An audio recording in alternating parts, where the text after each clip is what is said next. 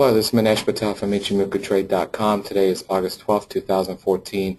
This is a U.S. stock market update where we're here to pretty much go through the E-mini S&P 500 futures and kind of tell you exactly where the U.S. stock market's going to go for the next couple of months to a couple of weeks. Before we begin, this is our normal disclaimer to state this is for education use only. We're not soliciting you to buy or sell any particular instrument. If you do so, you're doing that at your own risk. All the charts you're going to see are basically from TradeStation. Also, here are our contact details here. You could go to our website, ichimokutrade.com, access any of our free videos, scanners, heat maps, multiple time frame email alerts, and so forth. Also, you could email us here at info@eiicapital.com, or you could call us at any of these office locations. Here is our quarterly report here, semi-quarter annual report here, where you could kind of see all the forecasting of all the instruments globally, worldwide. Okay, so let's go now to trade. Okay, this is basically what we're going to do is we're going to go for the E-mini S&P 500 futures, which basically represents the future product for the S&P 500. And the reason why we're looking at that compared to the SPX or SPY is that this is a continuous product that pretty much almost runs around 24 hours clock. This is a better way to gauge the U.S. markets and so forth. We're going to first start off doing our top-down analysis where we're going to look at the monthly charts. We were looking at this to kind of get a picture, a long-term picture of the S&P market. And if you look here, remember everything that when the price is below the cloud, the sentiment's bearish. When the price is in the cloud, it's consolidating, and prices above the cloud is basically bullish. This green line here represents support resistance for 26 bars. Since this is monthly chart, this represents support resistance for 26 months. This yellow line here, when it's flat, that represents support resistance for 52 months, and the red line represents support resistance for 9 months. You can see here roughly around this date right here, you can see this date right there, and on that date right here, this basically is when the sentiment changed from being bearish to bullish. And you can see that was roughly around December 31st, 2010. That's when the market's basically sentiment changed long-term from bearish to consolidating to basically being bullish. We've remained bullish for a very long time, and will remain bullish for a very long time now, because it's a huge movement for price to get below the cloud here.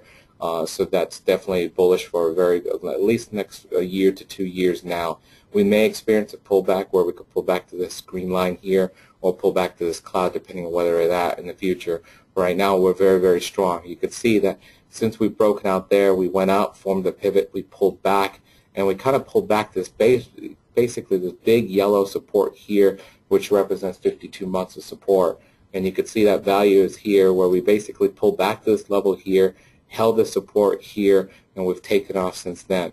And you can see that we haven't even violated the minor support, which is this red line here, at all. Since we closed above it on this date right here, we really have not sat there and gone above it at all, and we continues to keep on going up, up, up, up. And you could see that here, since we closed above this October 31st, 2011, we've gone up, up, up, up, and we haven't even sat there and gone and closed below the red line here. So this market's very, very strong. In fact, when you sit there and hit this support here and it's flat, I definitely will look at looking to add in your portfolio some stocks, long-term basis, more towards the retirement and so forth.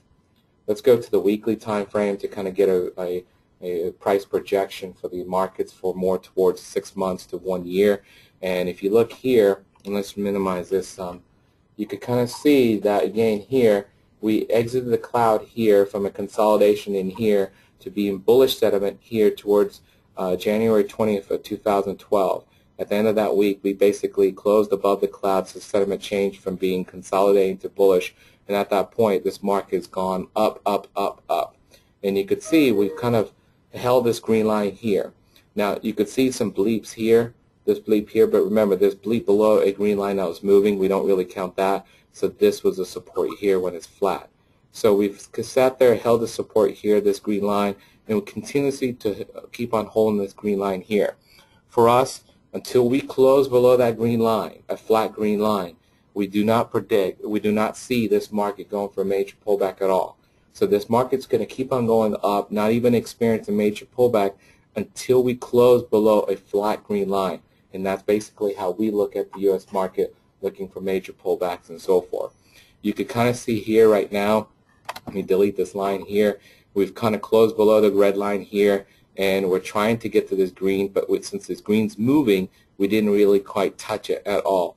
The flat green line here, which is a major support here, is 1847.86, which is stabilized. The green line value right now that you're seeing, which is a minor support, 1890, does move up every week or can change every week. So that's why it's a moving support. So we really say it's minor, not major. This is the flat part, so that's the major support. But either way, right now, we're stuck against a major resistance, which is right now, which is roughly around about 19, I would say, let me move these charts down some. And you can see here, we're right there at about, I would say, roughly around here is a major resistance at 1842. Okay, so that's your resistance there, and then of course you have your pivot high. Until we close above this red line here on a weekly time frame, we do not have a high probability of getting to this pivot high. If we get above this red line here, then we have a high probability of retesting this high at 1977 and eventually trying to break that to get to 2000. So right now we're at a critical resistance. We're approaching it. Right now it's about 1942. Let's go down to a daily time frame and kind of see where the day traders and swing traders kind of stand as far as this market's concerned. And one of the reasons why we're putting out this video here today is that we're at a major support. A lot of people are thinking that basically we're going to go down, and you really need to look at the charts to kind of view that. This is the daily time frame that kind of gives you the short-term perspective of the markets, and you could kind of see here we went below the cloud here in 2012, and then we kind of closed above it towards the end of 2012 going into 2013 here roughly around this date, which should come up in just a moment. And you can kind of see we've stayed above this cloud since that point then. We had a couple of bleeps here where we went below the cloud, but they'd never followed through below those pivots. So these are kind of fake breakouts to the bearish side. You had about 2 of them here, but most of the times you could kind of see it goes to the bottom of this cloud, respects it, bounce off there. You could see here, bottom of this cloud bounces off there. And then recently, you probably heard a lot of bad news in the markets. Believe it or not, there are great buying opportunities, and whenever it gets to the bottom of the cloud here, we kind of start looking for buying opportunities. And you could kind of see here that we never closed below this cloud at all. So the sentiment never changed to be bearish on the daily time frame at all. So this market is still very strong. However, you got to look at these support resistances now. So you could kind of see the bottom of this cloud is a moving support. So you could notice the cloud's going up and up and up. So your supports are going up. So it's trying to force price to go up too.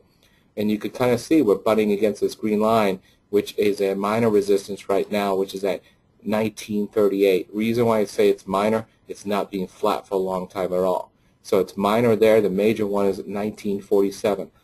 The reason why we're putting out this video right now is that we've got to close above this 1938 level on a daily time frame. If we don't close above that 1938, we do have a high probability of coming back to the bottom of this cloud and sitting there and retesting this bottom of this cloud and these major supports. A lot of people are thinking now it's time to go bullish because of this upward movement with all that negativity. It's not. You're at a critical resistance level. You got to sit there, see it close above here where it's trying to get to 1947 and break this 1947. If we could break this 1947, then we got a lot of little resistances, about 20 points almost apart from each other to retest the high. But the critical part is that we got to break this 1938 level today or tomorrow in the next couple of days and not get below this red. If we get below this minor support 1927, we do have a high probability of getting to the bottom of the cloud, and at that point you can't sit there and flirt with trying to change sentiments at all. So you really need to be very careful today and in the next couple of days in trading in trying to go bullish or bearish, depending if you're a swing trader, day trader, or so forth. Okay, so that's it for this this video, this market update video. The reason why we wanted to put one out today is that we're at critical resistance levels on the markets.